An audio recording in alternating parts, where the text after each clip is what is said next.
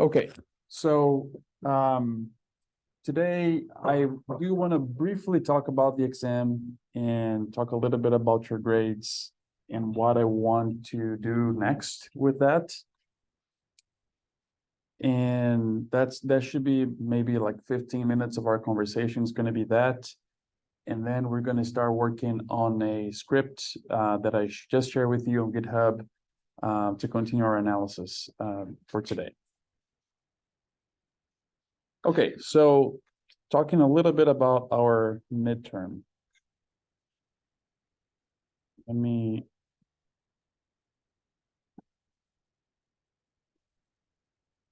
So I basically, combined your grades and did some look into the data to see what was happening, and I have some insights that I want to share with you. So the midterm, we had 20 questions. The way that I was grading them is each question was worth 100%, and then in the end, I just take an average of all the questions, and that's your final grade.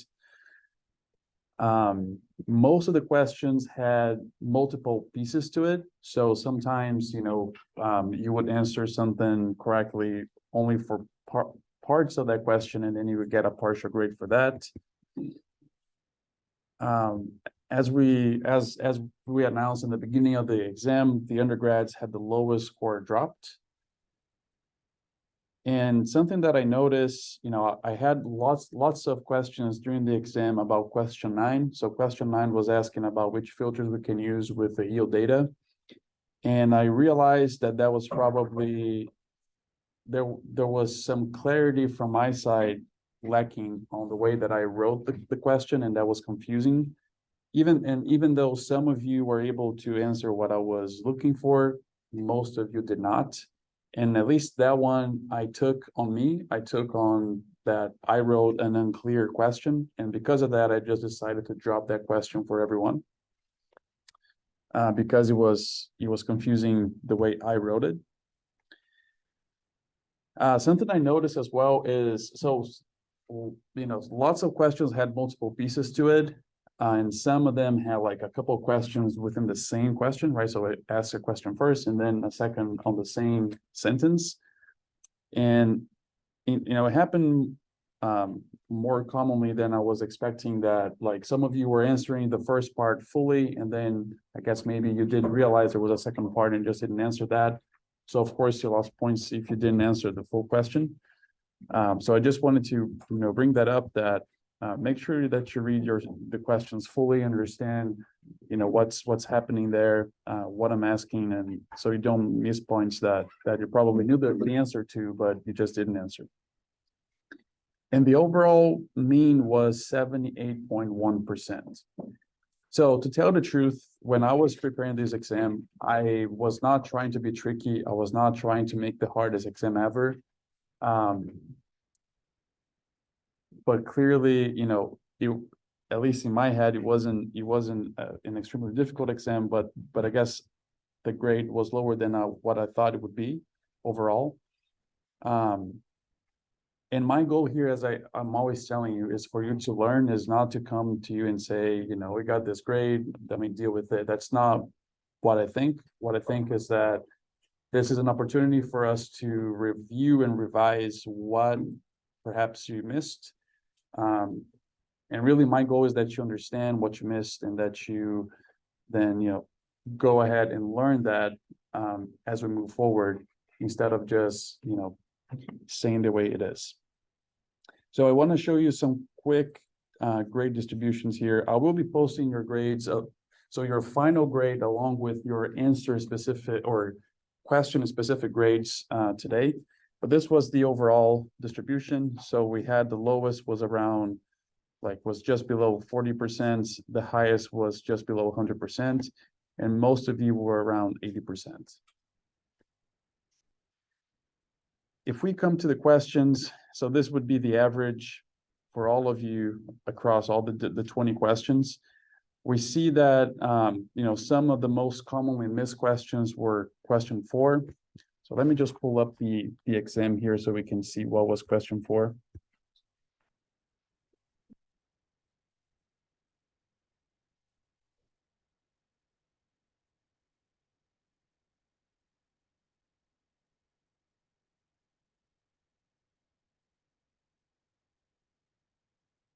So question 4 is what you would change in the code above to get the average for each nitrogen rate instead of for each rep. So this is something that, you know, this question was based on the data wrangling exercise, one of the first scripts that we developed, and most of you missed this. I'm not going to be addressing what was missed and how we would fix it. I want to leave that to Friday because we're going to have an entire activity around this. But I just wanted to point out this. So question 4 was what it would change up here. A lot of people missed this question. So also question 9 was missed a lot. So question 9 was the one that, you know, was confusing on my part. So I dropped this question for all of you, both undergrads and graduate students. But I guess, you know, looking back, I would have rewritten this in a different way. But what I was looking for here is based on the yield data that you have up here, what were the yield cleaning filters that you would have used based on what we did in class and based on the paper that we did on the yield data cleaning. So I was not looking for you to tell me like select, mutate, summarize, filter, not those types of filters, but more like I would use, you know, based on the data that we have here, what are the min and max filters based on the quantiles, which ones would you use? Again, this question here, the way I wrote was confusing, so I dropped for all of you. But that's kind of what I was looking for, or it is what I was looking for in this question. Another one that a lot of people missed was 12. So 12 was this question here asking about the rules. So this question here, and I guess just to give you some more background, and maybe, you know, maybe after you left the exam and you thought, dang, I know where this was. I know how to find it. I just didn't remember how to write this down. But this was basically, the answer to this was in one of the scripts. It was on the yield spatial stability script. And even though we did get the values and the procedure out of the paper that, let me see. I don't remember now if this paper was required for everyone, maybe just for the graduate students and then extra credit for undergrads. So even though if you're an undergrad, if you did not do this assignment, we still like had a text on the script explaining the rules, and we actually implemented those rules in code in class, right? So even if you had just studied through the scripts, you would have still had come across this. And then I guess most of you, or a lot of people missed this. So I just wanted to bring that up. And when I was designing the midterm, what I did is I basically reopened all the scripts that we developed together and went through them and saying, okay, I'm going to ask about this, about that, about that. So nothing here is completely out of the blue, right? So everything here was part of either a script or a presentation that we had in class, a lecture we had in class, which was the example of the EC variables. That's something that was primarily on the lecture. I guess for today, we're gonna leave here. So I just wanted to show you the distribution of the grades and what happened, what were the most missed ones. And again, as I was telling you before, my goal is that you learn. It's not that you simply, you know, get away. I mean, if you got a grade lower than what you were expecting, that you get away frustrated, but actually that we revisit this and you learn what you missed, why you missed, and so you learn that moving forward.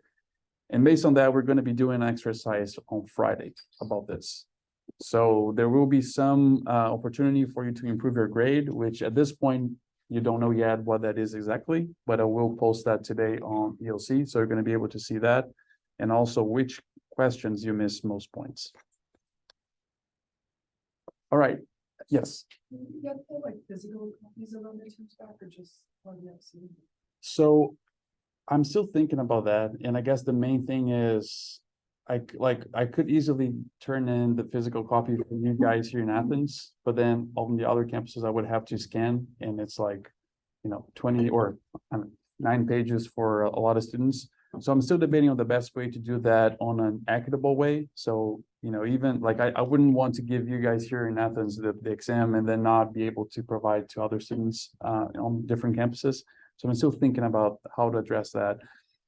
I think I will at least give you the rubric at the end of the exercise that we do on Friday. But yeah, I mean, I do have all of your exams, and if anyone is interested to looking at them specifically, you can just reach out to me and we can set up a meeting, even if it's in person here in Athens or via Zoom if you're in a different campus. Yes. Yeah, you said you dropped the question number 9, right? Mhm. Yeah, so in case maybe somebody got it right and it's unfortunately maybe missed another question, can you maybe exchange instead of like? I don't want to do that just because like if a person misses something else, you know, they should probably know that's something else. So yeah, so my goal is that with the exercise that we do on Friday, I mean, everyone's gonna have a chance to make up for what everyone missed, right? So yeah, so I guess I prefer to focus on that side rather than, yeah. Yes, So was question 9 dropped or everybody just got it right? it was dropped, Okay, so it was out of 19 points, or 19 questions. right? Mhm. Yeah, so I basically dropped that completely. Yeah. Any questions online? Question? Yeah, I have a question about the activity on Friday. So will it be like a quiz in class or will it be an assignment? It will be in class. Yeah. And I guess, what I would say is, the more questions a student missed, the more work they're gonna have to, I mean, the more work they can do, right? If they want to improve their grade. Of course, if you don't care about your grade and don't want to do any work, you don't have to. But yeah, the better grade someone got, the less they're gonna have to work on Friday, I guess, is what I'm trying to say as well. So all the questions are related to the results or like campus and different? They're gonna be all related to this exam. Yeah, the assignment we'll do on Friday. And on Friday, you're gonna be able to use your materials, and I mean, it's not gonna be an exam, right? It's just like it's an opportunity for us to revisit, especially what each student missed, and then, go back to your material, reread it, see what I was looking for, and like if you missed because you didn't remember, or maybe, I don't know, whatever it was, right? So just to refresh that content on your head. So, or if you get tired and yes, I mean, the exam. So it's not, so the question that you got right, I mean, you're not gonna change those, right? You're not gonna have to re-answer what you got right. You're just gonna have an opportunity to revisit what you missed. And so, and then you're gonna have to turn in the answers, right? I mean, of what you missed. And then your grade is gonna change, your final grade is gonna change based on the second chance that you're having to answer. What if I don't remember what happened?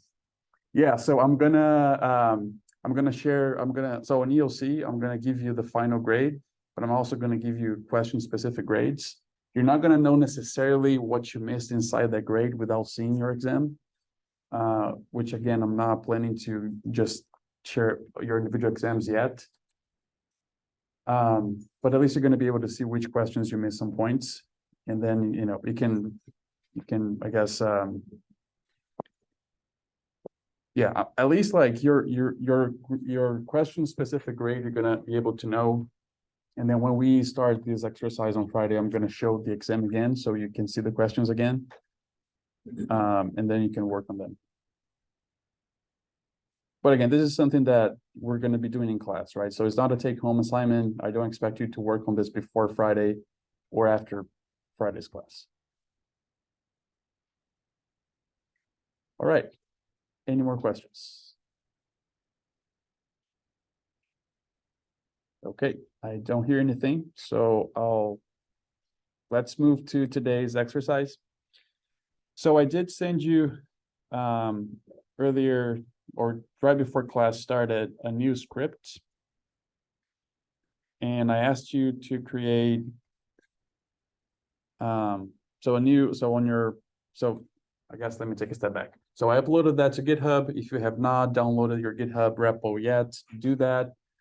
Then I asked you to, on your main course folder, to create a folder called 07 Stability Validation, or I guess that's what I asked. So created that folder, went inside of it, created the 3 subfolders that we are used to at this point, and then move that partial code inside of the code folder and create an RStudio project at this level. So that's what I asked you all to do. If you need a moment, you can do that now. It shouldn't take a lot of time, but I'll just give a minute here. So if you need to catch up on that, you can do it.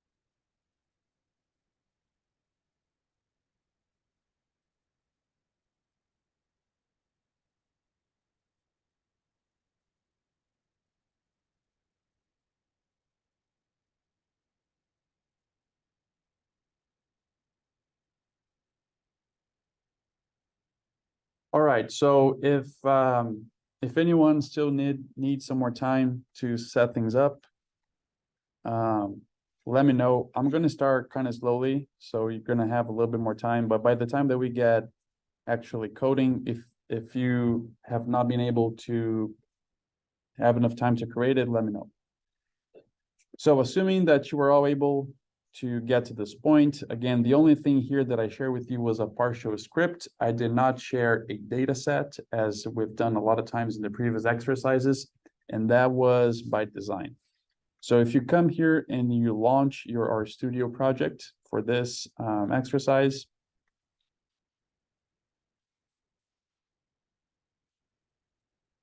and if your partial script is not appearing there yet, you know how to make it appear. You can just come on the Files tab, click on the RBlue button, go under Code, and click on your script, so it appears on RStudio. Okay, so let's just do a quick refresh of what we've done up until this point. So we imported yield data for 3 years. We cleaned it, interpolated, created the spatial stability zones, right? And exported that. Then we brought in the terrain data set that basically contained elevation, right? So elevation is that primary variable that we needed to then calculate the secondary variables that we did in class. So we did all that, cleaned, interpolated, exported. We also brought in the soil EC data for 2 depths. We brought it in, interpolated, saved to file. So now our goal today is, before we actually create zones ourselves, is I want to validate the spatial temporal stability yield zones, I guess, that were created automatically using the yield data alone, right? So now I want to see, my goal with this script is for us to bring back all those layers that we have processed and exported, combine them into one object, and then see which terrain and soil properties can we use to explain the yield stability zones that were created. So we can start having some understanding of what is driving yield differences and also stability of yield. Okay, so you can go ahead and just run the first couple chunks. There's nothing for you to code there. It's just loading all the packages. And then creating the theme for our maps. Okay, so again, just refreshing. This next chunk here, we're going to start importing the spatial temporal yield stability zones data that we created, the terrain variables data that we created, and the soil EC. On the first one here, I want to bring so I'm calling this STY for stability of yield underscore V for vector. So this is the object that I want to use here. And on this chunk, we want to bring in the yield monitor clean data that we created. So if you go ahead, you should be thinking here that we want to use read SF, right? Because that is an SF object.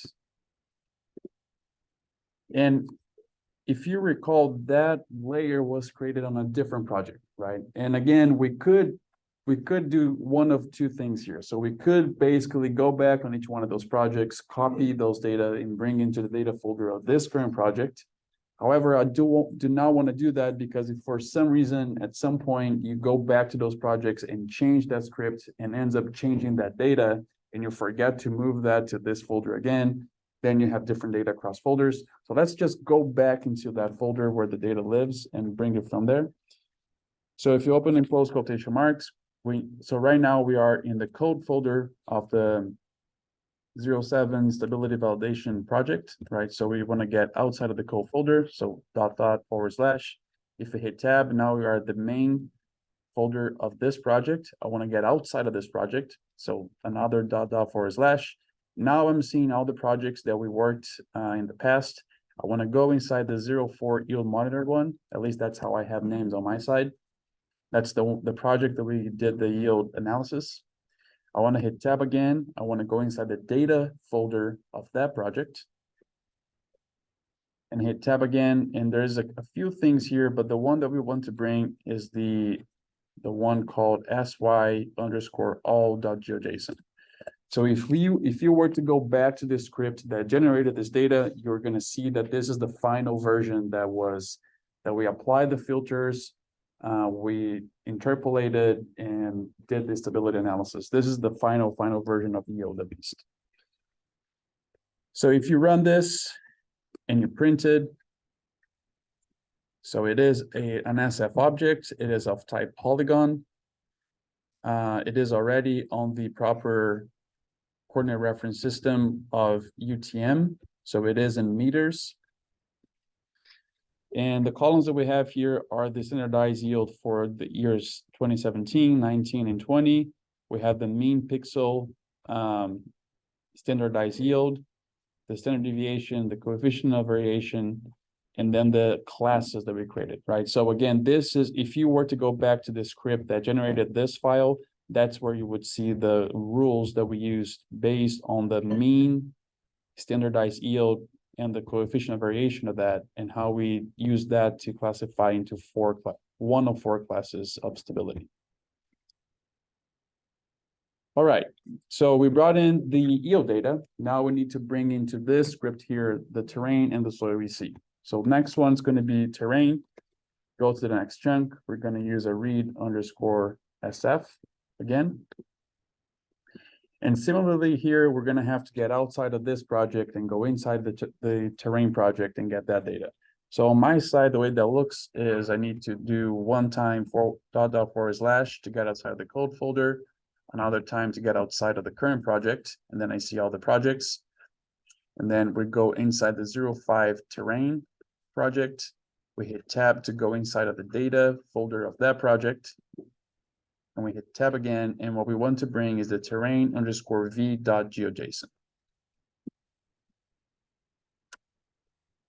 If anyone is having issues navigating and finding the proper layers, do let me know. We can do this one more time. I can do it slowly here. We just want to make sure that we can bring in the necessary data.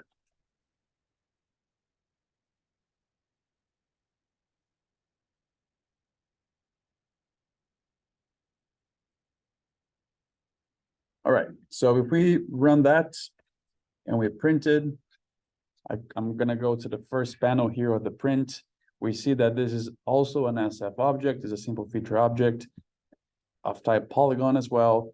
It is also on already UTM zone 60 north, so it is in meters. If we go on the data side of this object, we see that there is a column for elevation, one for slope, aspect, flow direction, and then the geometry. Yeah, I guess that's the extent I wanted to tell you right now. Oh, and also one thing to notice, and I want to ask for your help here if someone can help you to understand this. So the first object, the yield object, had 4,032 rows, which is exactly the same number of rows as elevation, and will also be the exact same number of rows for ECA when we bring that in. Why is that? Why do they have the exact same number of rows? grids. Yes. So Tripp said that we have the same number of grids. So yeah, we have the same number of grid cells, I guess, right? So the grid cells that we did the interpolation are the same size, the same number, and they all match. That was one of the goals of the interpolation, was to make sure that all of these layers would match spatially, right? So that's why they have the same number of cells. All right, so lastly, we're gonna bring our ECA process data, and so we can come to the next chunk. We're gonna use, again, read SF. Open and close quotation marks, and similarly to before, we need to get outside of the code folder, outside of the current project. And now we're gonna go to the 06 soil EC project. Go inside of the data folder and bring in the ECA_v.geojson. So that's the layer that has the process ECA data. So if we run that and we printed, go again back to the first panel here that's being printed. It is a simple feature SF object as we were expecting. It also has 4,032 rows. It is of type polygon. It is UTM. So you see how like this first panel here has a lot of information that is important for us to check, right? So if for some reason this would have been a point, geometry type point, that would be a mistake. We would have to fix that. If for some reason this was WGS 84, we would have to fix that as well before we kept going. So it's always good to check this first panel here of the SF print. And then as we come to the data side of it, we do have the ECA 0 to 30 centimeters. So that's the shallow one in decisiemens per meter. We do have the deep one from 0 to 90 centimeters. That's the deep electroconductivity. And then we have the geometry column. Okay, so the last thing I want to import here is the boundary. So we're going to be using this mostly for plotting reasons. As you recall, if we bring in the boundary, it helps to guide, I guess, the axis. So let's just do here a read SF as well. Open and close quotation marks. And the boundary is inside of the 04 yield monitor project. So we're just going to browse there again. So // tab // go inside of the 04 yield monitor project, go inside of data, and we want to bring the boundary.geojson. So we run that, we print it. So one feature, oh, this is actually in WGS 84. So this, notice how this is the only layer that is not matching the CRS with the previous ones. So we're going to do a quick change here, right? So we're not going to have to create another object where we're just changing that. Since it's just one function that we're going to be using to change, we're just going to do that right here. So let's add a pipe. And if I do want to transform from WGS 84 to UTM, what function do we need here? EST transform. XP transform. Who was that? Anish and Umar both. Okay, awesome. Yes, thanks, guys. Yes, so we do ST transform, right? So notice that the layer already comes with a CRS. It's not NA, right? So it already has a CRS, but we want to change it. So we use the ST transform. There's an argument called CRS, and the EPSG code for what we need, as you probably already know, is 6345. So if we just run that again, make sure you run this again, right? So what we just typed has an effect on the boundary W object. Now, when we print it and we check it, is also on that proper CRS. So everything is on the same CRS, which is something important when we're trying to do any operation that's going to utilize multiple layers, which is the case today. All right, so we brought in all of these layers, but they're still all on separate objects, right? Now we do have to join them into one object that then we can use to do analysis on that single object instead of going to different ones. So if you come to the next chunk here, I'm calling that all underscore V. So basically saying we have all layers and noting that it's still a vector. So we can use the assignment symbol. Let's begin with the first layer that we imported, which was the yield one that was called STY underscore V. So we start off with that. We're gonna use a pipe. And can anyone remember what function we used to join geospatial or vector geospatial objects in R? ST underscore join. Yes, yes. Thanks, Sekar and Peter. Yes, so we use ST underscore join. The first thing that we give it is the first or maybe the second object that we want to bring in here. So the first that we're bringing is yield. The second one we can bring is the terrain. So that object that we imported above is called terrain underscore V. Right, we do have to change a couple of arguments here as we've done in the past. The first one is to change the join type. So it's going to be using the argument join. So we say join equals, and we change that to a function that is called ST underscore equals. And I think you don't need the parentheses there. You can just leave the word by itself. And again, we talked a little bit about this before, but the default type of join that the ST join does is using a function called ST intersection. And I tried that in the past for this case, and it did not work the way I intended. And playing around, I found that ST equals was doing what I intended. So that's why we're changing that. And then we're also gonna change a second argument here that is called left. I wanna say left equals true. So it does a left join on this data set. So if we go ahead and run it at this stage and print it, so notice that we still have 4,032 rows. So we did not duplicate the number of rows, right? Because we're adding columns and not rows. And notice that the rows that were coming from the yield one, so the STYV, are the ones here on this table that starting at SY17 all the way through geometry pretty much. And then elevation, slope, aspect, and flow direction are coming from terrain, right? So it basically found the matching polygons that we did on the interpolated grid for those pixels and just merged them by using that spatial extent. Okay, so the next thing we're going to do is add a pipe here. We're going to bring we're going to join the EC layer on this, right? So again, we're going to use ST join. The name of that layer was ECA underscore V. And just as we did above, we're just going to say join equals ST underscore equals. And left equals true. So that remains, we change those as well. If we run at this stage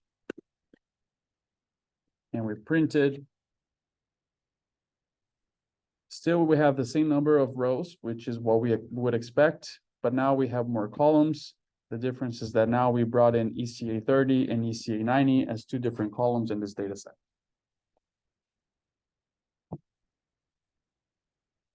Okay, and there's one perhaps more cosmetic change I want to do here. So we already have all the columns we needed on this object, but normally on SF objects, we have the geometry at the end instead of right in the middle, because right now geometry is coming, the geometry column is basically coming from the first object, so the yield object. So it is right here, right in the middle.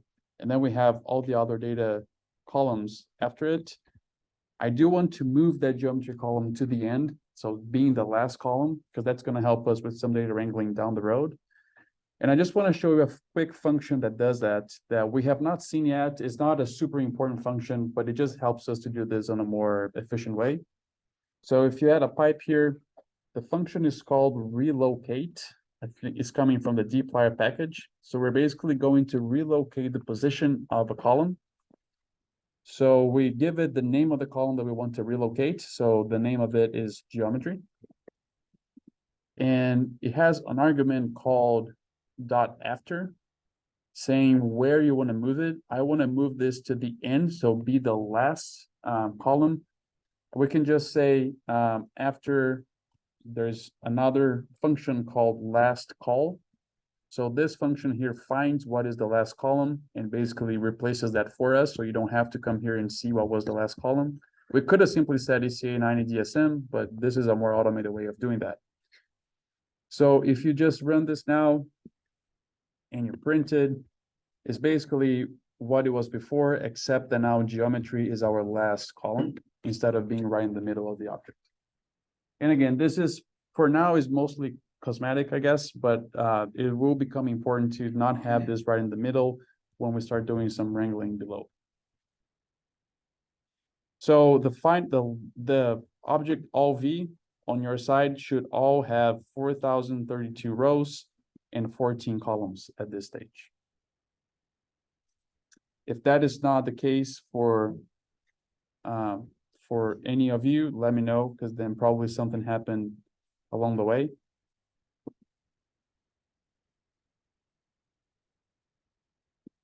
Okay, so let me just make a point very clear here. So today we are not creating management zones. This is not what we're doing. What we're doing today is basically using terrain and EC to validate the spatial temporal stability zones that were created based on yield alone. That's what we're doing today. However, after we finish this exercise, the next one is going to be to create management zones only using the field data. So and by field data, I mean terrain and EC. So the next exercise, we're going to be using terrain and EC only to create zones. If you think of it at this point, the zones we have were only based on yield itself. They did not take into account terrain or EC. So just making that clear, today we're not creating zones. We're just validating the yield zones that were already created only based on yield using terrain and EC data. So because on a future exercise, we're actually going to need this exact data, same data set, but just on a different project. We're going to export this object at this stage so we can reuse it next time and we don't have to just redo all these drawings again. So to export a geospatial file, a vector geospatial object, we use the function write_sf. The first argument is what is the name of this object that we're exporting, which is all_v. The next argument is where we want to save it and what name we want to give it. So I want to get outside of the code folder, inside of the data folder, and call this all_v.geojson. And I do want to change the last argument here, which is delete_dsn. I want to say set it to true. So if we run this and you come on your files, you go on the main folder of this project and you check on data, you should now have the all_v.geojson there.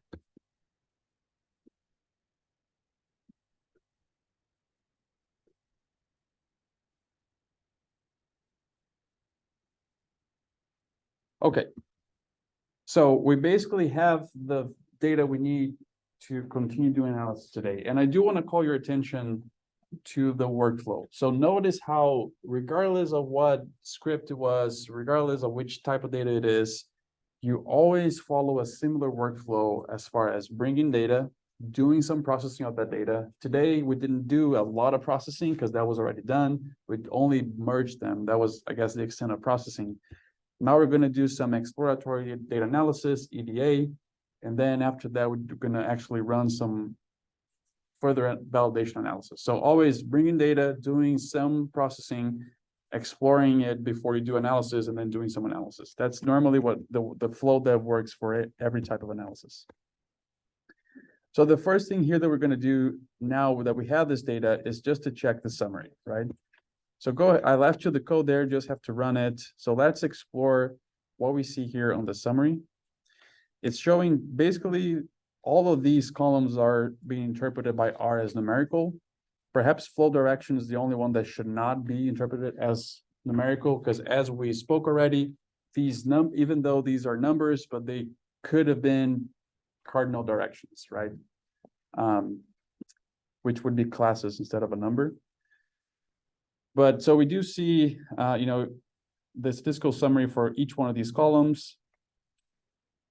And then some of them have an ace, and most of them don't have any NAs, but some of them have.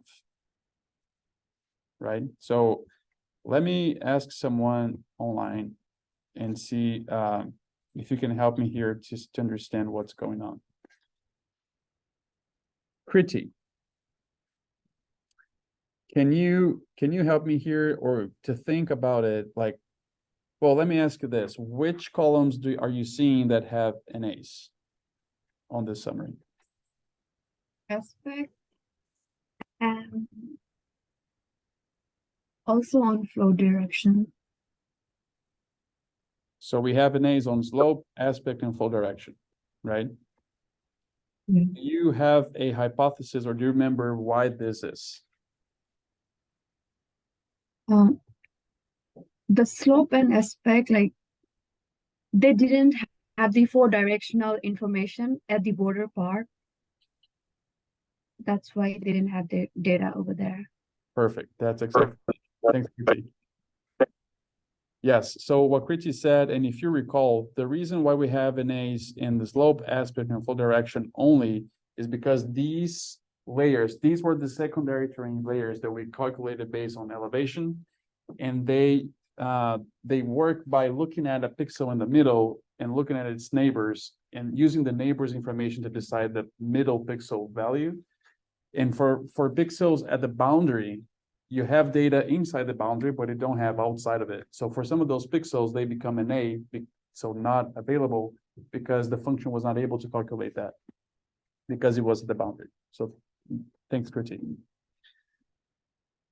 Okay, so the next thing I want to do here is I do want to create some plots. So every time that we bring in data, even though I guess, again, one of the downsides of using R or a programming language to do precision ag is that you don't have the map in front of you at all times, as you would if you're using ArcGIS, QGIS, FarmWorks, or whatever you're using. So let's make a plot of these maps here so we actually can see them and make sure that at least they look like the way that they should look like. Since we already saw these maps before, we're just bringing them in the same script now. So the first one here, I do want to create a plot and save it to this object.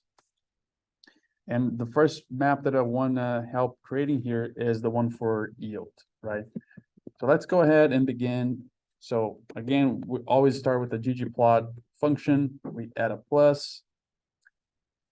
So if you think of it, all of the variables that I want to create separate maps for are all inside of the same object that we are calling all_v, right?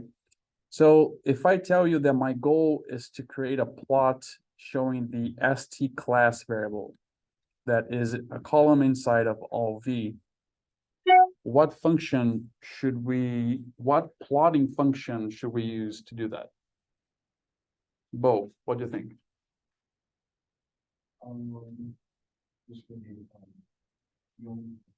Yes, geomsf. Thanks, Bo. So we go ahead and use geomsf. We say data equals all_v. So because we want to color the polygons inside of all v according to a column, every time you hear do something aesthetic with a plot according to a column, you should be thinking AES function. So we open and close the AES function here inside of geomsf, and we want to say fill equals st class. So this is something that some of you missed on the exam, and I just want to maybe you do a refresh here. it kind of depends on the shape that you're using. So for example, a point can have both a fill and a color. So a fill would be the color inside of the point, and the color would be the color of the outline of the point. On the case of polygons, they also have a fill and a color, but we do want to change the inside part of the polygon to be coded according to ST class. That's why we're using the fill aesthetics here, and not the color. We could use both fill and color if we wanted, but I guess, I just have on my code fill, so we can just do that for now. And actually, I guess I'm just looking back at my code here. When I was making this, I decided to remove the outline of these polygons. So let me just run this so we can see how that looks like at this stage. This is how it looks like. So we see that, we see the black outlines of the polygons, right? Which, I mean, it's kind of distracting depending on what size you export this map. They can be very in front of the data. So I actually wanted to remove the outline of the polygons altogether. How do I do that? Amrinder, what do you think? Should that be inside of AES or outside of AES? Inside. Inside. Let's try. Let's try to see what happens if we say color equals NA inside of AES. Yeah, it didn't work. So think that inside of AES is only when you are mapping a plot aesthetics to a column, right? So every time you're not doing that. So in this case, we want all of them to be NA, right? There's no column that is according to that. So it has to be outside of AES. We just say color equals NA. So if we just run that and print it just to see, I hope that you can kind of see now that by removing that outline, the data becomes more clear, I guess, to see it without having that outline kind of hiding a little bit of it. Okay, so I do want to propose a couple more things for us to do here. So one of them is going to be to change the color scheme, right? Okay, so an exam question. If I want to change, and I know this can be confusing because of the words that we used to refer to it, but if I want to change the colors here to one of the Viridi scales, what function should I use? Scale fill Viridis. Scale underscore fill underscore Viridis. Let's go ahead and use Viridis D for discrete. Okay, that is correct. Who was that? Anis. Anish. Thanks, Anish. Yes, that's right. So why fill? Why wasn't it color? Let me ask someone else. Because we Oh, sorry. fill. Go ahead. Yeah. Because we used fill in aesthetics. Yes, that's exactly it. So how do you know what you should choose here is because this is changing whatever you're changing here. So if we were changing color up here, this would have been scale color Viridis. So that's exactly right. All right, let's just go ahead and run it and print it. This is what we see now. So we changed that to a different fill scale, I guess, as will be the most appropriate way of referring to it. I do also want to bring here the boundary. So we add a plus, and let's see, Sandesh, how can we bring in the boundary on this plot now? It is an SF, yep. So what, geom SF, right? So geom underscore SF, we need to say data equals boundary underscore W. That's how we named it when we brought it in. If we just run that and we print it, this happens, right? So we don't see through it. We do want to see through it and still see the outline of the boundary. How can we fix this? Fill in A. Yes, there may be a couple ways of changing that, but one of them is fill in A. So if we just print it, now we see the outline of the field boundary and but we see through it as well. And then lastly, I just want to bring in the theme that we defined in the beginning, that was a customized theme. So if we add a plus there, I was calling that my theme underscore map. So if you just go ahead and run that and print it, this is how it should look like. Dr. Bastos, could you scroll back up on your code real quick? I'm getting an error and it says must request at least one color from hue palette. Okay, so make sure that you have fill equals ST class and that is inside of AES, and that your color equals NA is outside of AES. That's where it is.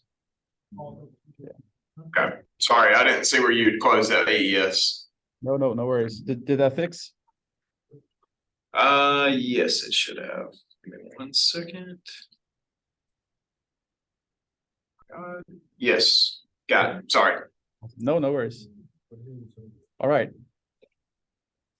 So my goal now, if you remember, so we have ST class, that's what we're trying to validate today. Then we have elevation, slope, aspect, flow direction, EC, shallow, and deep. So we have a total of 7 layers that I want to make plots of. Maybe not of all of them, but some of them. We did go through step by step. The first plot here. Now the next ones I already left to the code because it's basically the same thing. The data is the same. The only difference now is that we're changing what variable we're mapping to fill, right? So that is the only difference.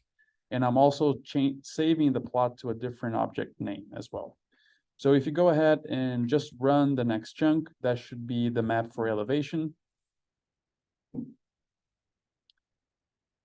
If you keep going and run the one for slope, you should see the slope map. And then if you keep going, the next one is aspect. You can just go ahead and run it as well. That's the aspect map. Couple more to go. The next one is the soil EC shallow. Go ahead and. All right. Yes. Dr. Bass, I'm sorry again, but the first elevation map, it's giving me another error. Error caused in fun. I don't know what that means. Anyone else having that? Okay, David, is that Object elevation not found.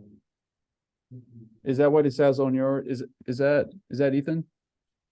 Yeah, it's me. I'm sorry. What was the question? I couldn't hear him. So David also has an issue on his one, but it says that LF_M not found. Is that what it says on yours?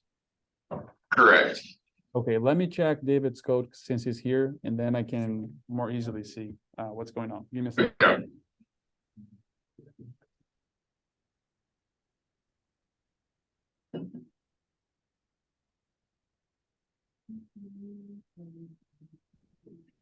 Oh, I see. Mine's LF_V, not M.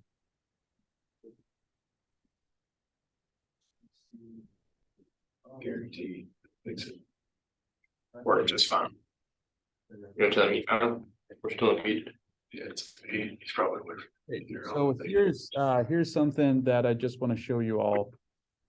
So when we were making these layers, so the LF_M is how I named on my side, and I think that's what I proposed. However, if you did rename any of these layers differently, and it could be as different as just missing one character, or maybe as different as just having one uppercase instead of lowercase letter, that's already different enough for R. So the way that I went over to David's computer, and the way that I troubleshooted this was, since it is saying that LF_M doesn't exist, it basically tells me that R is not finding that column in the data, right? So what I did, I asked David to just print his all V so I could see below it. And he just scrolled to the side. And at least on his case, he doesn't have a column called elab_m, but he has a column called elab. So elab only, right? So That was the same thing. yeah, so on David's side, he just had to delete the _m and rerun it, and that would have worked. Awesome. Yeah, and I guess this is the, you know, if anyone else has any of those issues, you can just first troubleshoot doing this, like print the data set that you're using, in this case, all V, and make sure that this column that we're specifying here is on your data set. If for some reason the column is there, but it has a different name, or perhaps it's not there at all. I mean, if it has just a different name, then it's an easy fix. You just change the name here. If the column is not that at all, then that's, you know, a more complicated issue of why isn't there. That if that's the case, you know, you're gonna have some more help outside of class from me. But that's how I would troubleshoot it.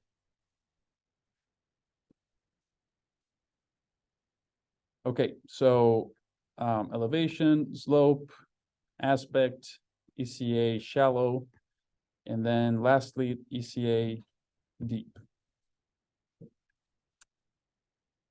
Okay, so we do have all of those plots individually. I do want to export them to see them. And I want to show you here another variant, I guess, of what you can do with Patchwork. So if you remember, Patchwork is the package that we use to combine ggplot objects, right? And ggplot objects are normally plots. In our case, those plots are maps, but they're still a plot nonetheless. So up until now, we've only been using the plus to combine plots, right? So I'm just gonna run part of the code I left you there, just with the first three maps. So if I run them, if you just add a plus, it just keeps adding, like on the same row, it just keeps that row growing with more plots. However, we do have 6 plots that we created. It makes sense to break them into 2 rows, right? So have one row with 3 plots and then another row with another three plots. To do that on Patchwork, you basically just use the division symbol, the / symbol, that it understands you're trying to create a new row. And the other difference here is I did have to add like the first row all be within parentheses, and the second row also all be within its own parentheses. So it understands that those are 2 separate rows. If you didn't have the parentheses here, I think it would basically, it would not look the way that we wanted. And you can try that on your side if you're curious. But if you just run that top part, or I mean the code here to create the plots, this is what you should kind of see, where we have the 6 combined plots into one. One tip, so if you're ever doing any type of plot in R and you want to use that outside of R, so you want to export this to use in a presentation, on a paper, whatever it may be, one recommendation I give you is never look at this output on the chunk to judge if the plot looks like the way you want it, because the way it looks on the chunk changes depending on how much space you give it. Right, so it does readjust. So this is just a preview, but it's not the way it will look like in the end.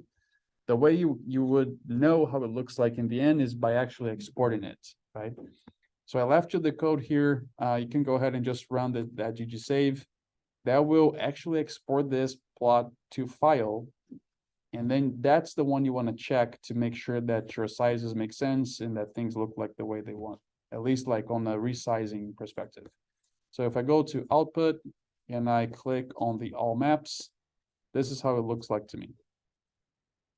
If for some reason you wanted to make the plots appear bigger, smaller, you think, you know, whatever it is you want to do here, you would actually need to change on the ggsave, you would change width and height, and that's how you would play around with the way that the final plot looks like as far as size, right?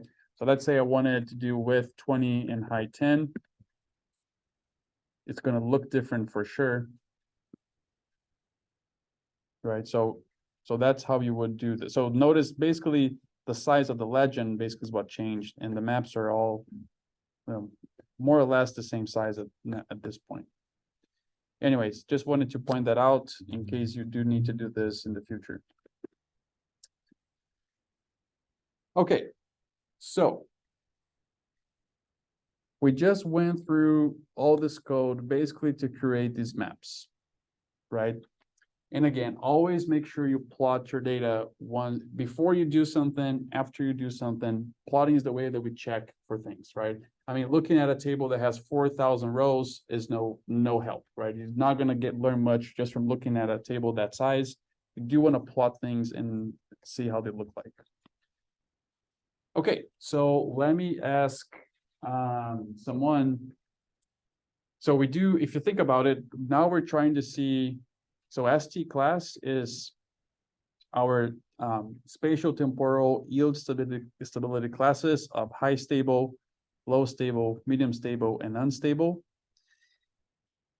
The way that we define these were based on 3 years of yield data for each pixel. We calculated the standardized yield first for each year, and then we extracted the average of that pixel across 3 years and calculated the coefficient of variation of that pixel based on those 3 years as well.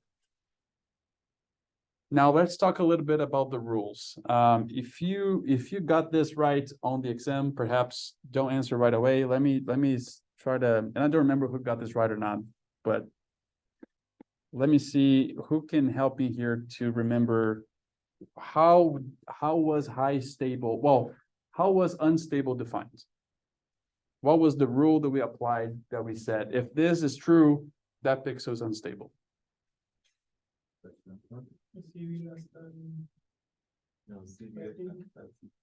CV, okay, CV was the variable, right? So we use CV to do, but how do we define unstable first?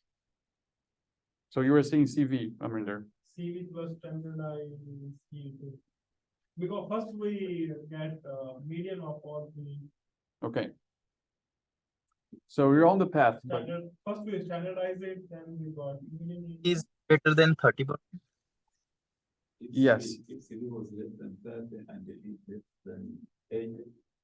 So yeah, so Anish, I guess, was the one that got this right completely. So unstable was basically if the coefficient of variation was greater than 30%, that was unstable, period. Unstable, that was the only rule. Now, for everything else that had CV less than 30%, then that's when we start breaking into the high, low, and medium stable classes. So if it's lower than 30%, we say it is stable. But now let's look at how, I mean, stable, but is it high, medium, or low yield stable, right? So, okay, that's how we define unstable was CV greater than 30%. Now, everything else has a CV less than 30%. Now, thinking about that, remaining of the data that has CV less than 30%, how do we define, let's begin with high stable. Yes, Aminder said the mean standardized yield more than 120%. That was the high stable. Let me ask someone else now. Maybe someone, let's see. Someone in Tifton, perhaps. Austin, is Austin there? Yes, sir. Okay, so Austin, let me ask you, do you remember how we defined low stable? Wasn't it a percentage that was like, sorry, our sound keeps going out. We're having some technical issues, but wasn't it a percent error that goes below, or not error, but a percentage that's too low? And then we, to throw it out because it's like abnormally low. I can't remember the exact number, but I just remember the classification of it. Less than 30. Is it less than 30? I believe so. So less than 30 on the CV defines everything that is stable, right? So now on the pocket of everything that's less than 30% CV, you have high, medium, and low. But now how do we further break down the high, medium, and low from the stable class? Let me see if somebody here in Athens can help him. Yes, Dennis. If CV was less than 30, each stability is less than 80%. Yes. So Dennis was saying if CV is less than 30, that defines that is stable. And at the same time, standardized yield, the mean of the standardized yield is less than 80%. That's how low stable was defined, right? So we already, So it's too fast. yeah, two variables that we use for that rule.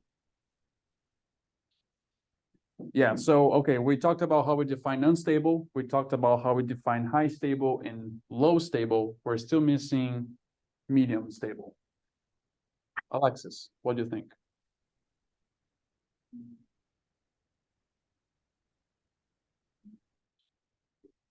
Yeah, no worries. Can someone here, someone in Athens that hasn't spoke as much, help? Let's go, Tyner. Yes, exactly. That's exactly it. So Tyner said that the medium one is, well, I mean, he didn't say all of what I'm going to say, but the medium one is if CV is less than 30, that is stable, right? So that already puts some points in the bucket of stable. And now from the stable bucket, the medium is defined by the average standardized yield being between 80% and 120%. So those were the 4 rules that we did in class. And that's what I was asking you in the exam as well. So just wanted to refresh on that. Thanks everyone for the help. I appreciate it. Okay, so now that we refresh our heads on what these classes mean, I want to ask someone else, looking at all the maps you have in front of you,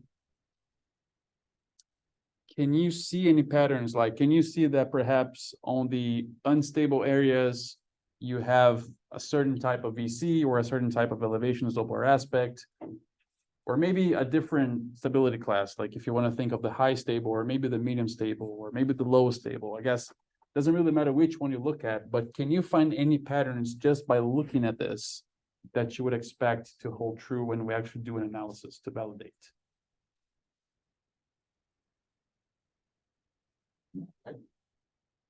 I don't know, I can read the, for example, unstable. Unstable, you say? It's unstable Mhm. with EC nothing.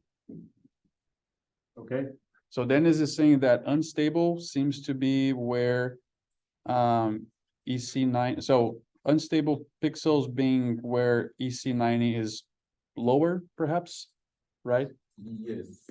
Okay, that I agree, that makes sense.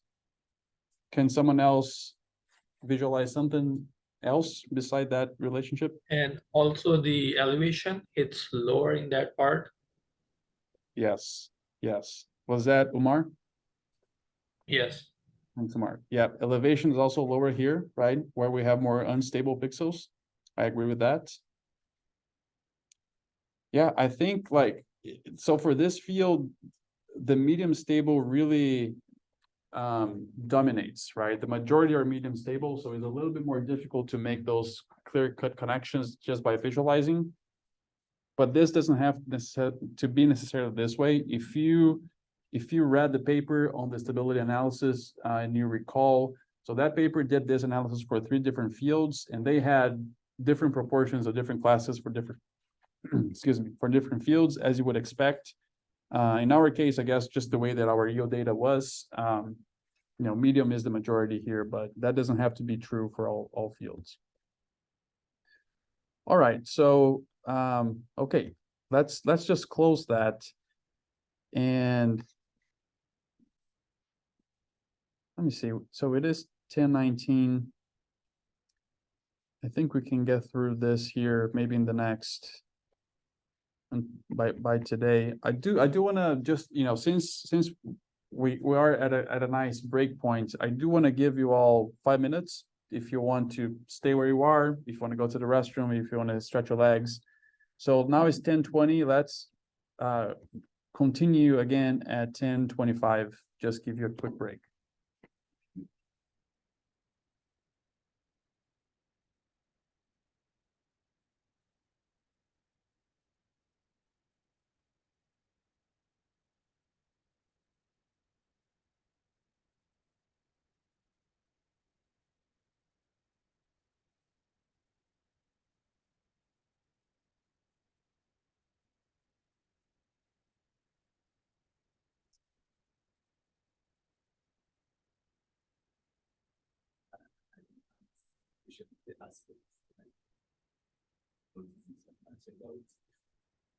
Yeah, so aspect is, I guess like numerically, it's not as intuitive, but it's basically, if you have like a 360-degree circle, where 0 and 360 are north, you're basically saying where is that slope facing?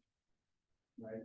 Because if you think of it, if you are sitting on a pixel and I say that this pixel has a slope of 2%, only with that information, you don't know if 2% that way, this way, this way, this way, which way is 2%? You don't know with the slope map by itself. So aspect gives you that information, like which direction is that 2% facing? The flow direction also gives that information back to us, so Which one? flow direction. Yeah, I mean, they're not the same, right? So if you look at the map, I think it's the easiest way to visualize, they're not the same. So like, previously I took one class in, that, how we use aspect.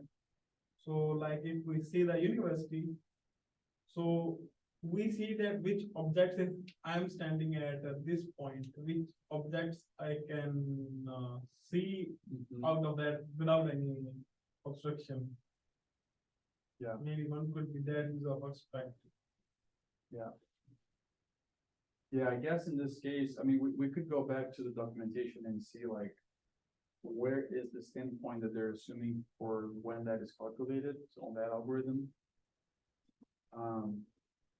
Yeah, I wouldn't remember from the top of my head, but it basically gives us that idea of like which way is this facing, right, as far as the goes.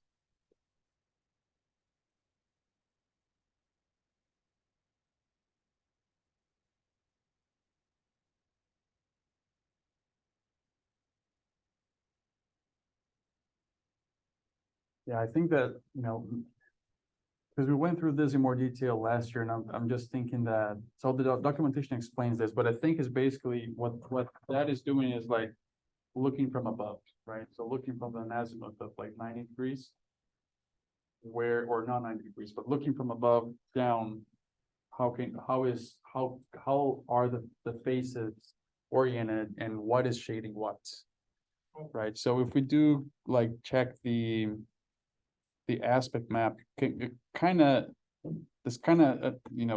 shows you that like, so these darker points are facing, like if you think of it, if you would be on top, this is probably the highest point, and then you're looking down on going on that direction.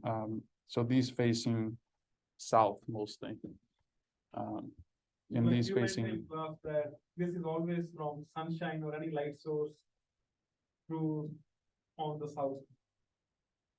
They put light if something comes on the top, they say that it obstructs and make it ever. Right, yeah, this is a good point. So on the algorithm, I would have to go back and check what is the default angle that it uses, just to be certain.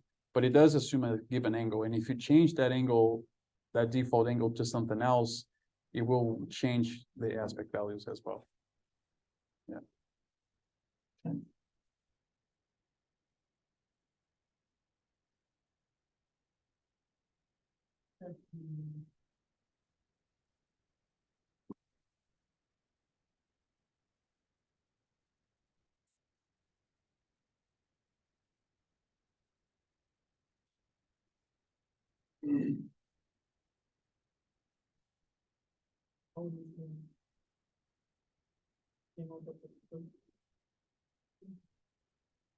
All right, so let's resume here. Okay, so we're gonna be developing this next chunk here a good bit, and I do want to go step by step, because we're gonna be doing some new things, but some things that you've seen already as well. So it's a good mix of new and old things, but. So my goal is the following. If you were to take, so because ST class is not numerical, right? It is a class, it is a category. I want to make plots, in this case, box plots, where the different categories of ST class are gonna be on the x-axis. So think you're gonna have like, let's say, high stable, medium stable, low stable, and unstable, or whatever order, but they're gonna have those 4 classes on the x-axis. On the y-axis, I want to have, let's say, to begin with, I wanted to have elevation. So on the x-axis, we're gonna have elevation. On the y-axis, we're gonna have elevation. On the x-axis, we're gonna have ST class. And the way I want to show the data in the plot is using box plots. This is basically gonna let us see what is the distribution of elevation for each one of the ST classes using a box plot. However, I want to do that for all of the terrain and EC variables, not just one of them. So we're going to build this vision of what I tried to explain to you in words in code right now. So we do start with all V. You can add a pipe there. At this stage, I do want to remove flow direction from this data set for the sole reason that it is a numerical variable, but as we already talked about, it could have just as well be a category as well. So instead of, because for that column, 1 is not less than 2, it's just a different cardinal direction. And I think the intuition by looking at that plot is not very clear because of that. So that's just, first thing I want to do is remove flow direction from this data. How do we do that? How do we remove a column, entire column from a data set?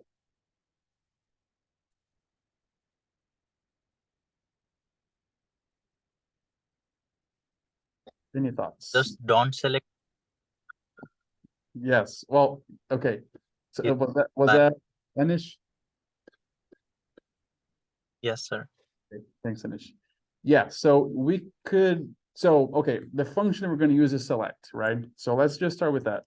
So remember that I always, for that function specifically, I always want to make sure it's coming from the right package. So we say dplyr select. So one thing we could do is select everything but flow direction. That's going to be a lot of work because we have 14 columns here. So we would have to type out 13 columns pretty much to do this if we were doing that approach. If you want to select out fewer columns than you want to leave in, it's easier to say what you do not want to keep instead of saying what you want to keep. To do that here in select, we just say minus. So minus flow dir basically does the trick. So I want to first print all V just to remember that we have 14 columns on all V. And once we let this go through and do the negative select on flow direction, we're going to have 13 columns. And if you were to browse here, you would see flow direction is not here anymore. So that's the goal. Okay, so there's a little bit of, I guess, ggplot philosophy that we're going to have to briefly talk about here. I do want to, again, create the same plot pretty much with ST class on the x-axis and then each one of those variables on the y-axis. To do this using ggplot, we're going to use the function facet that we've used in the past. Basically, we use facet, it just creates one plot for each category of a given column.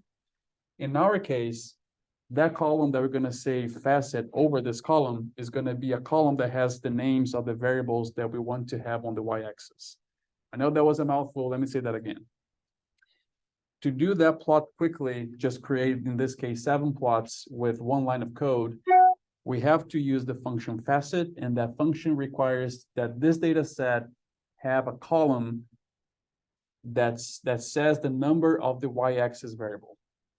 Right now, the name of that y-axis variable is basically on the column heading. So it is elevation, slope, aspect, ECA, shallow, and deep. Because of that, we're going to have to reshape this data. So instead of having a data that has 4,032 rows and 13 columns, I want to take these columns that are terrain and EC related, and I want to reshape them. So I want to basically take them from being a column and bring them, make from wide to long format. So we're going to have, if we think of maybe a couple of columns here. So let's say I wanted to have elevation and slope reshaped in this case. What I would do is basically leave all the elevation data here. I would take all of these slope values that are right now are right next to it, but I want to move them below elevation so that the data length, the number of rows is going to duplicate. But now I need an extra column to know which values are elevation, which values are slope. So that's what we're going to do, however, not just for 2 columns, but for multiple columns. And I know it's kind of confusing right now, but let's just go through it. And when we get to the plotting side of it, is going to be easier to see through. So just add a pipe there. The function that changes a data set from wide to long is called pivot longer, pivot underscore longer. And the way that we specify which columns we want to pivot, because we don't want to pivot all of them, just the EC10 ones. Inside of pivot longer, there is an argument called calls for columns. And I want to basically say, so now if I come on this data, right? So if I just print it up until here, this is what we see. I do want to pivot the columns starting on elevation. So elevation, slope, aspect, ECA 30 and ECA 90. Those are the ones I want to pivot. I could come here and say each one of them individually. I can also do something else, which is basically because they are consecutive, like there's no column in between them that I don't want to pivot. They're all consecutive, the ones that we do want to pivot. I can just say the one I'm starting with, use a colon, and the one I'm ending with after the colon. So this is how we would say the columns I want to pivot longer start at elevation and end at ECA 30. Yeah, sorry, ECA 90 DSM. I want to run this and just show you. So right now we have 4,032 rows. And here between elevation and ECA 90, we have 1, 2, 3, 4, 5 columns. So after I run this, we should have 4,032 rows times 5. That's the number of rows we should have after running this, which I think is pretty accurate if you were to do the math. So look what happened. Like all the other columns are still there the way they were. However, the columns that we did pivot longer, they took the values of each one of those columns and put below each other. But now we also needed an extra, and those values are under this new column called value. But now we also created a new column for us that wasn't there before called name, that now is identifying which variable that value is related to. We basically pivoted this data set, and it is a data wrangling, I guess, exercise. And I know right now it may sound like, why am I doing this? But it's going to be more clear once we get to the plotting. Okay, so I guess we can actually start plotting now. So let's just add a pipe and let's start with a ggplot call right here.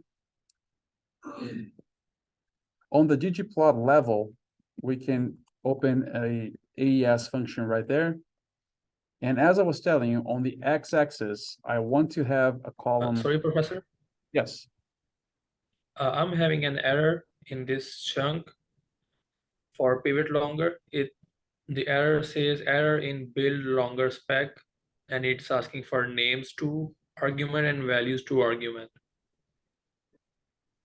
Okay, so well, let me ask, is someone here in Athens having an issue on this? Because if that's the case, it's easier for me to look at the code. I don't see anyone saying. So one thing that you can do, so right now the default values to and names to values are that the function is using is, so it's basically doing this. Let me just go ahead and type it out. So it's saying names. So there is an argument called names to, and that's already been by default is using this as the value. And that's why we see this column called name on the output. And then if we add a comma, it also has an argument called values to, that you can give it any, for both of these, you can give any name you wish, right? So the default values are name is the value for names to argument, and value is the value for the values to argument.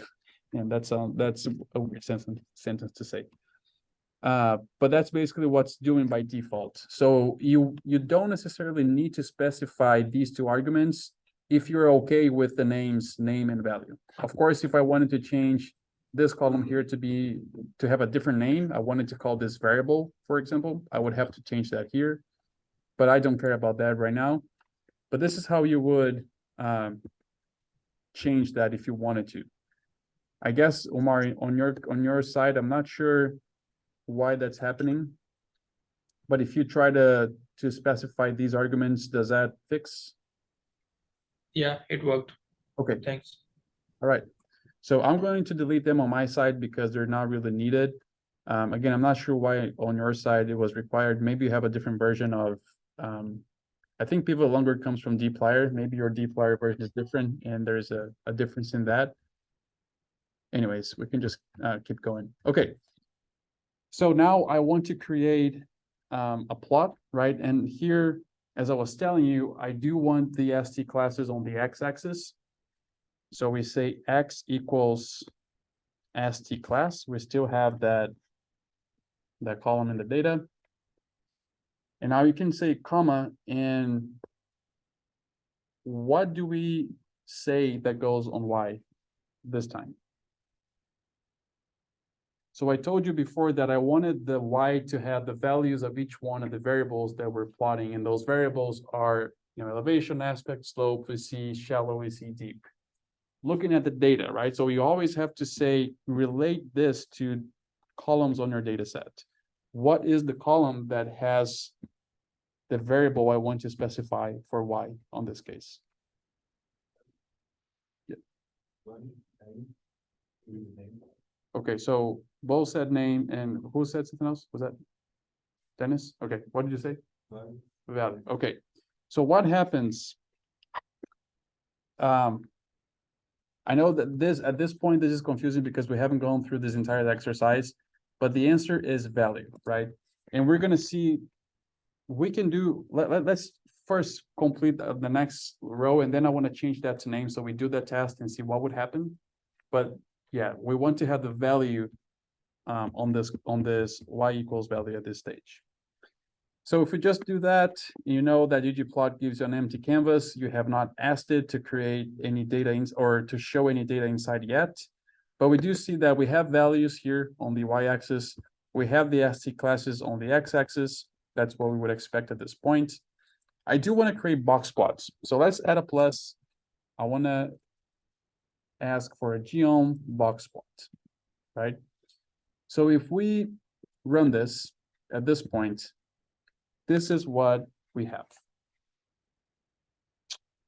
Now, what is going on? I mean, do we have elevation data that goes from 0 to 350?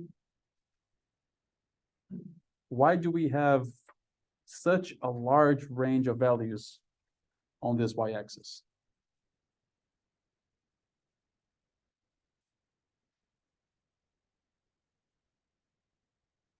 Because whenever we do the pivot function, stack them all in there as one, therefore it's just a huge strand of values.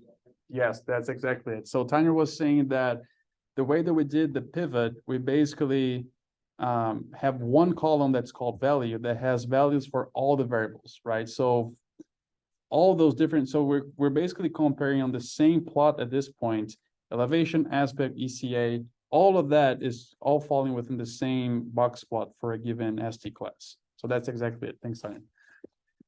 Okay, so here's the beauty of it now. The issue is that we have all data mixed in the same box plots. Now, because we did the pivot here, we can do a facet. So let's just go ahead and add a plus. Let's use a function facet underscore wrap. So facet underscore wrap, and we give it a tilde to say we want to facet by a given variable, and the by is, we do a tilde to specify that. Now, what is the column that we have on our data? Let me just print that again. So the data that's coming into this ggplot is the one stopping here. What is the column in this data that has the information of the variable names that we pivoted? Emma, what do you think? Yes, it's name, right? So that information is under name. So if you just come here and do facet wrap by name and we run it, look what happened. So basically now it took each one of the values that was under name and created a separate Hey, you different. just go up, Dr. Bastos, I was catching up. Yeah, absolutely. Thank you so much. Yeah, no worries. And basically created a separate plot for that has values on the y-axis. It still has ST class on the x-axis, but then a separate plot for each one of the field variables that are the ones with terrain and EC data. So imagine that if you were doing this and you had a lot more data. So let's say you did soil test. So you did a gridded soil sample and you had 20 columns for soil test data. So different nutrients, texture, different physical properties, and you have 20. If you do facet by name, just with that line of code, you create 20 plots, right? Just like that. So this, for our case, is not as dramatic, I guess. You could have done each one of these individually just by filtering the data or specifying a given column. But we did this because we were able to use facet wrap and because we pivoted the data to a long format where one of the columns actually had the name of the variables. Okay, so this is basically the main backbone of what I want to do with this plot, but now we're going to make this look a lot better. So one of the things I want to tell you here that bothers me is, even though we have one plot for each one of the variables, the range on the y-axis is still fixed for all of them. So that's why we see these box plots so squeezed in the bottom, because those variables have the magnitude of those measurements are such a low value compared to aspect that it just all, we cannot even see the differences here. So one way to fix that is if you come on facet wrap, it has an argument called scales. And we can say scales equals to free_y. So this will recreate the facets, but it will let the y scale change according to the variable that it is plotted. So if we do that, you see now the result. Now we can really see that, you know, all the box plots and their distributions for the different variables, just by allowing the y-axis to be free on the different facets.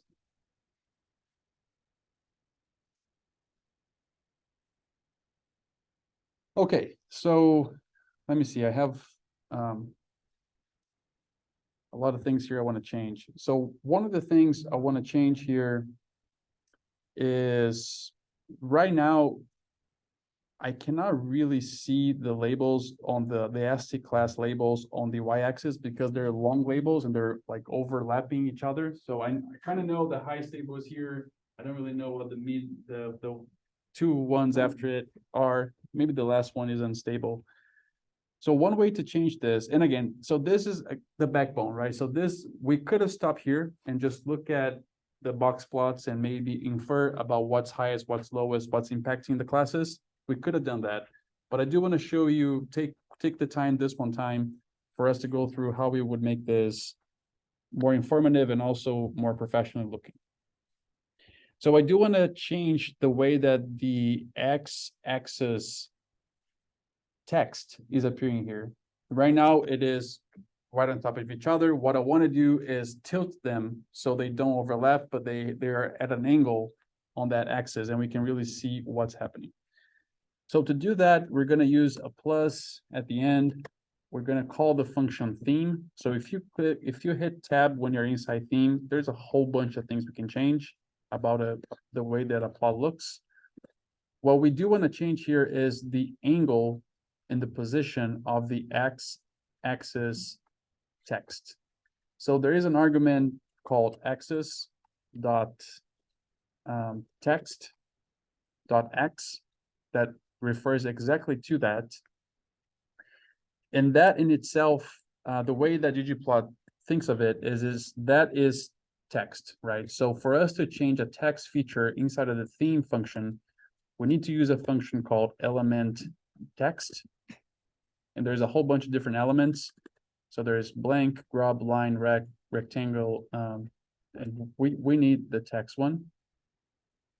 And inside of element text, we want to say angle equals 45. So we want to change that angle to 45 degrees. If you run that, this is what we end up with. So it did change the angle of the label. However, it is still centered in the middle of the label, and which makes the label go inside of the plot. I actually want this label to slide down and be centered at the end of it instead of at the middle. To do that, we come back here to element text again. We add another comma, and there is an argument called age just for horizontal justification, and we say set that equals to 1. So if we run it, now the labels are tilted and they are horizontally adjusted to be showing at the end. So now we can really see clearly what is each one of the classes. They are not overlapping anymore.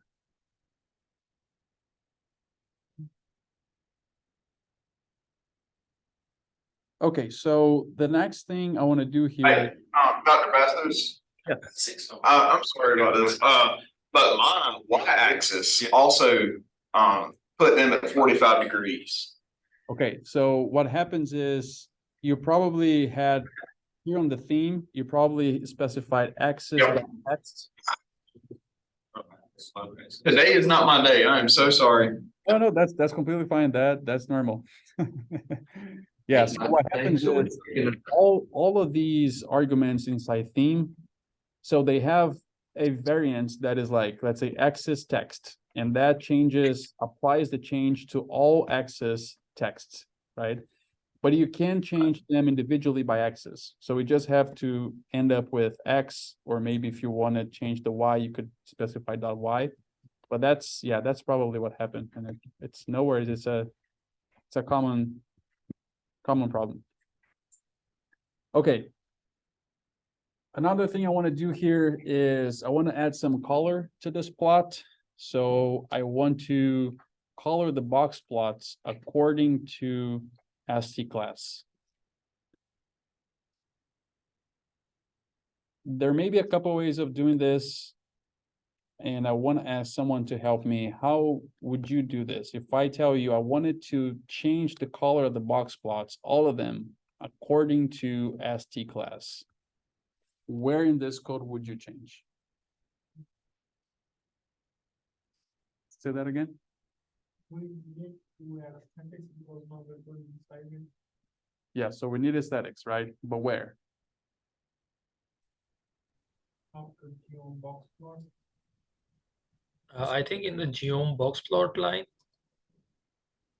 So yeah, I'll be right back with you, Omar. Is this what you're saying, Amrinder?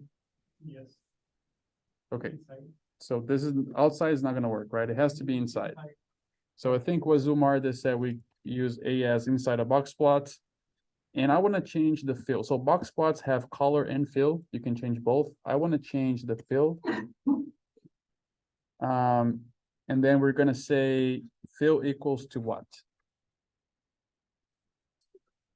ST class. Yes, thanks, Peter.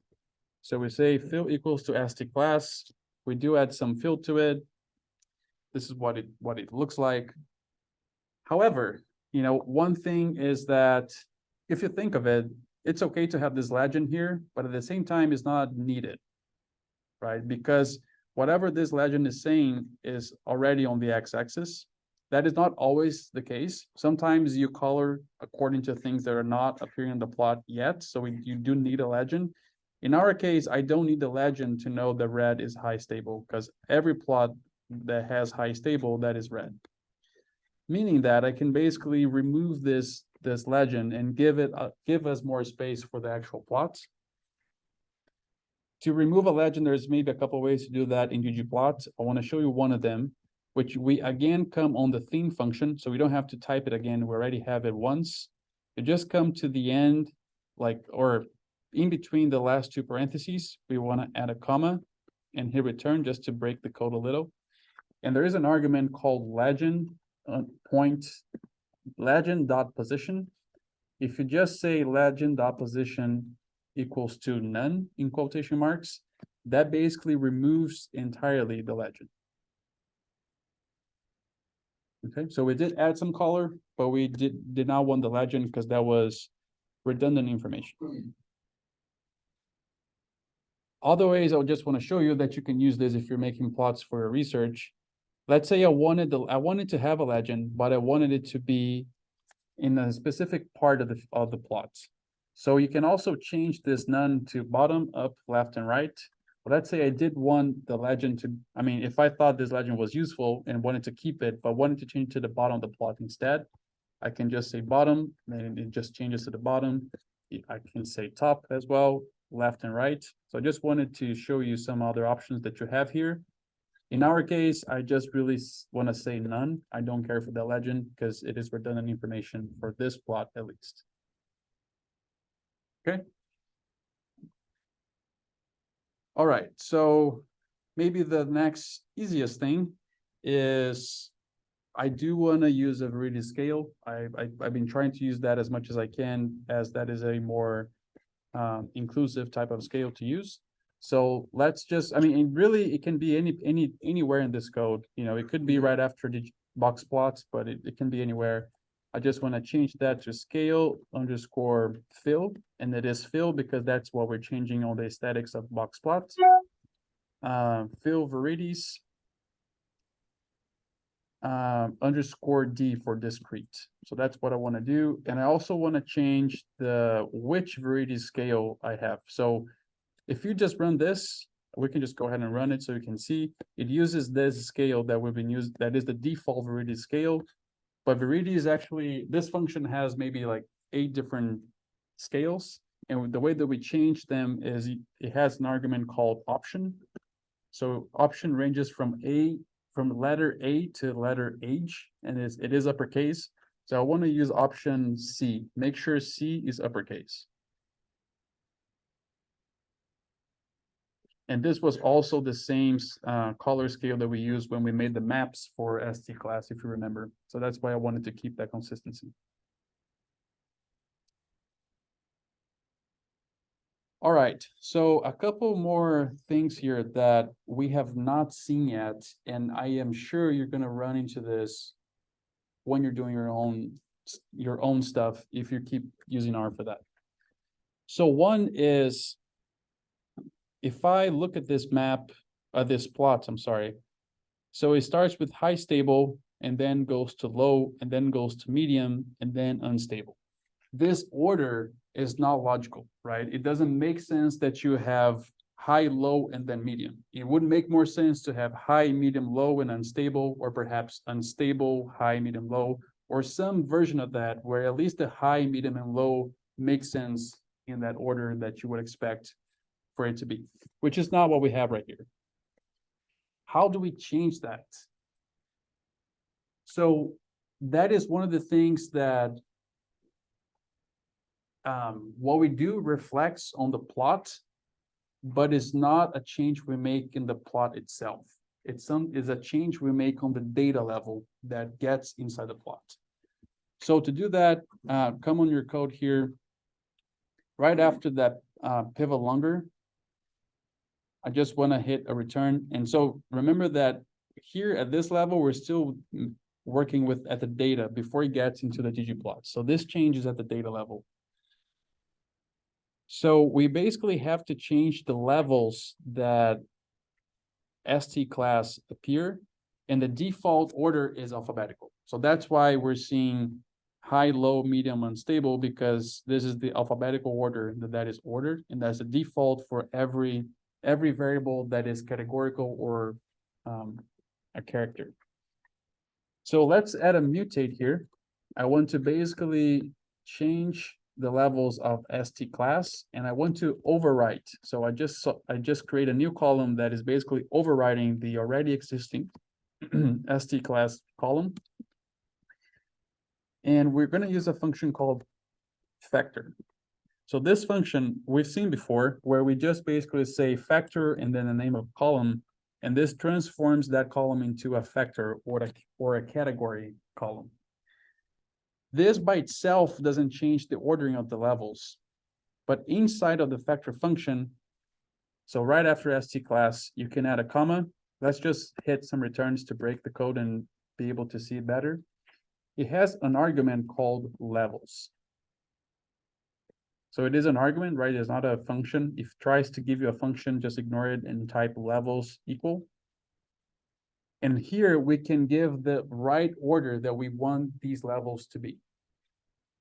Because we need to give it four values, I guess, because one for each one of the levels of ST class, we're going to use the function C to concatenate those 4 levels that we're going to give it. And really, we're just going to tell it the order of the names that we want to have by saying the names themselves. So the first one here, open and close quotation marks, and let's just say low dash stable. And this has to be exactly the same way as the variable is named on your data, right? So a quick way to see that is just looking at your plot. This is exactly what we're giving it. If we say low uppercase, it's not going to work. It has to be exactly the same. Now, after low, I want to give it medium because that makes more sense. So medium dash stable. After that, we add another comma. We're going to say high dash stable. Make sure you're opening and closing your quotation marks for each one of the words. Make sure you have a comma after each one of them inside of this C function. And then lastly, after high stable, I want to add a comma and I want to say unstable. Okay, so notice how all these 4 words are inside the C function and we're giving that to the argument levels. So if you do that, if you got your quotation marks, your parentheses, your commas right, just remember to add a pipe at the end of this mutate so it connects with the data below. And then let's run it. Just want to go back up in case you're still catching up. But as you're running on your side, browse down to the, or scroll down to the plot and see how that had an effect on the order that things appear on the plots. Right, so if you look at this now, we have low stable, medium stable, high stable, and unstable. And one thing to notice is that is not only the order of the labels that changed, but the data associated with that label also changed, right? It's not like we just like changed the order of the labels, but the data remained the same. Actually, the data for each one of those classes also moved with the label, which is really important, right? And now this is actually easier for us to understand the differences because now, you know, you can just look side by side, low, medium, and high, and you can see that gradient going up or down or whatever. Whereas before you had high, low, and medium, so like it's more difficult to make sense if the order is not intuitive. Okay, so we're almost to the end of this part. Let's do one more change. So if this, again, if I was doing this for a paper, I always try to make my figures as intuitive as possible. And I think this is a good exercise for anything that you're working with data. To me, intuitively, it does not make sense to have aspect and then ECA, and then elevation and slope. I would rather group the terrain variables together and have the EC variables after it. That would make more sense to me when I'm looking at these data. And so that's the next change I want to do. Just change the order of the facets here. So we have all the 3 terrain variables on top and the 2 EC variables on bottom. Again, to do that, to change that ordering is the same thing as we just did for the ST class, but now is a different column, right? So if we come here on our data and we just printed before it gets to the plotting, the variable that we need to change or change how the levels are ordered is name, right? So we can come here after this pipe, we can give it a mutate. We're going to be changing the name column as we just said. We're going to use the same strategy. So using the factor function, given it name as the first argument, because that's the column that we want to change. I want to break code a little bit so we can see better. We're gonna say levels equal to, use the C function. And now this has to match the name on your data set. So David and Ethan, 11_meter, you probably don't have that. You have 11 only or whatever it is. Make sure you do that. But the order I want to have here is, first I want to do 11_meter because that's the primary variable that we use to calculate the secondary terrain variable. So it makes sense it comes first. I want to give it a comma. The second one I want to have is slope, comma. The third one is aspect, comma. The next one, so now we finished with our terrain variables that we're plotting. So now we're going to give it the EC columns. So the first one's going to be the shallow. The name for that is ECA 30_DSM, comma, and lastly, we give ECA 90_DSM. Again, make sure you have commas after each one of the values except the last one. Make sure your quotation marks, your parentheses are all matched. And then don't forget to add a pipe at the end so it connects with the ggplot call that comes after it. Okay, if we go ahead and run this. Let me just keep this up a little bit more, but as you're all going through and running it, notice how now the order of the facets had changed to the one that we specified above. So we have elevation, slope, and aspect on top, and then the ECA 30 and 90 on the bottom.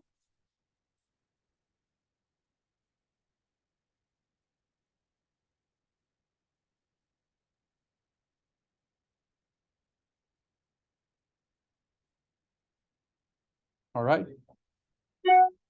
So one last thing before we actually start talking about the plots. So one last plot making thing I want to change is, so this is the ST class here is the title of the x-axis.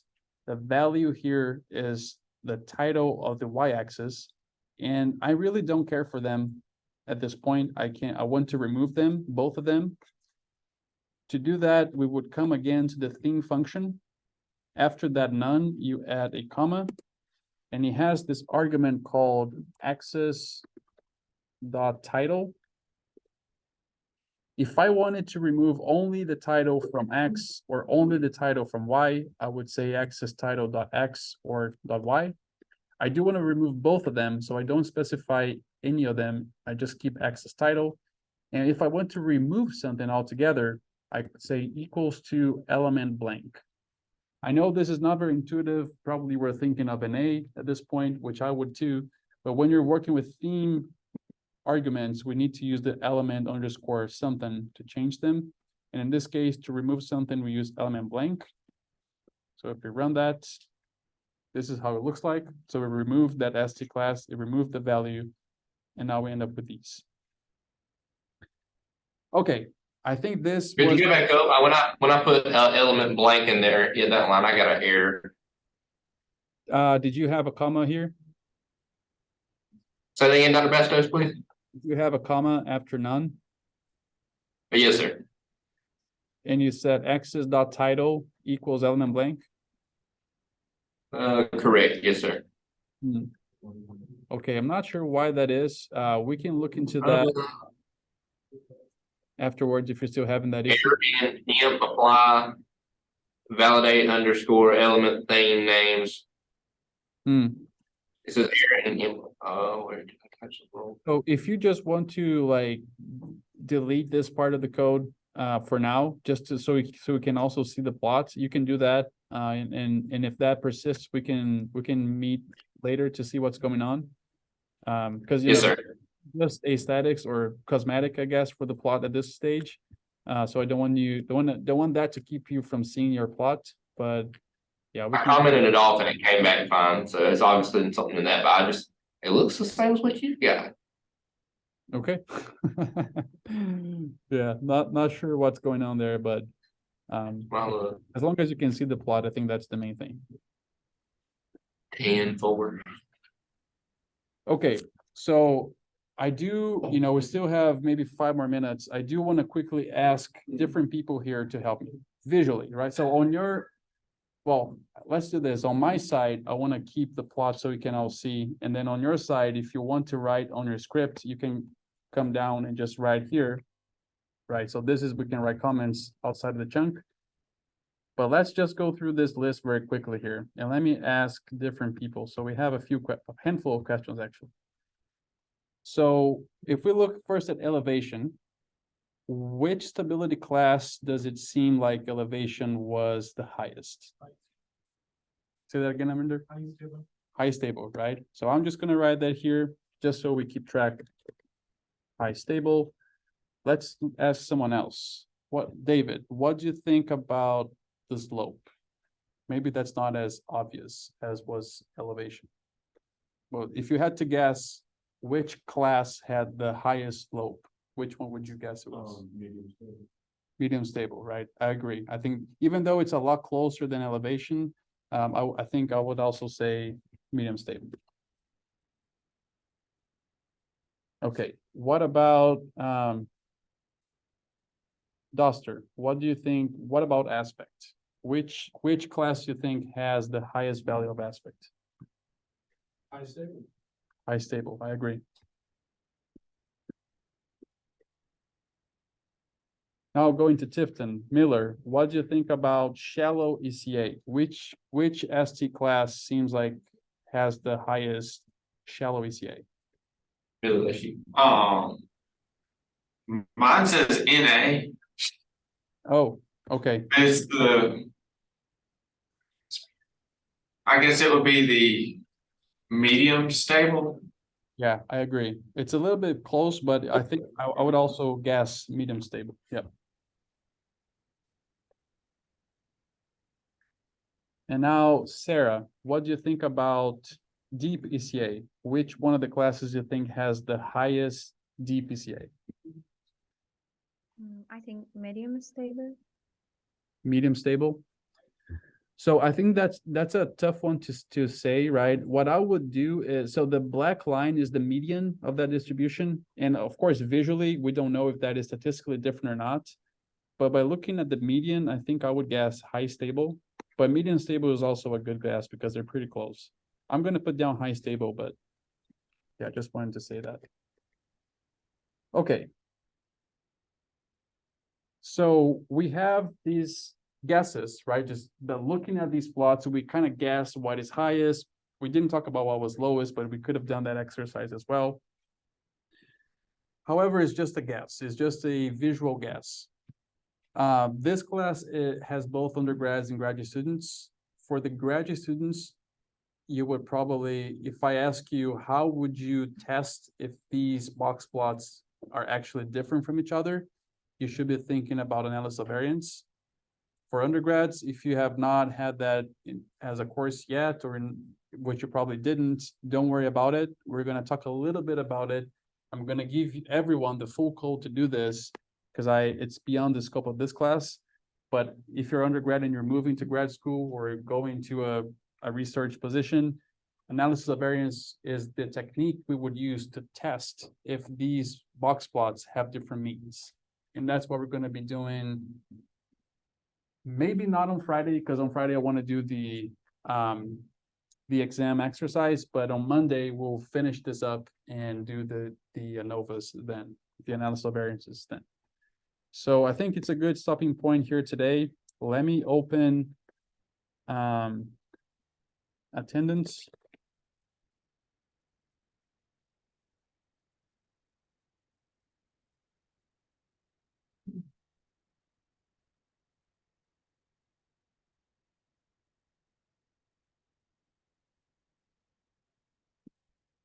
Okay, so go ahead and claim your attendance for today.